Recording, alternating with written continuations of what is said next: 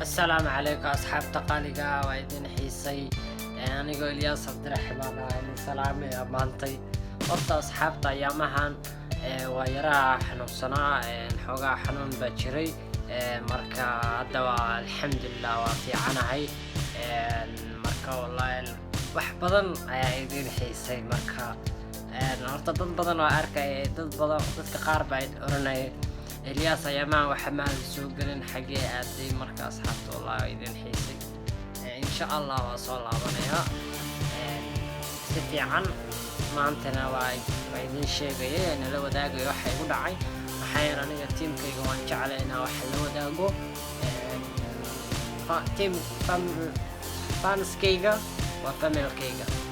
marka asxaabta ila socda isdhihinina Elias wuu iska daayay marka xogaa mashquul yarna wuu jiray xanuunna way jiraan dastarteeda waa yara mashquulsanaa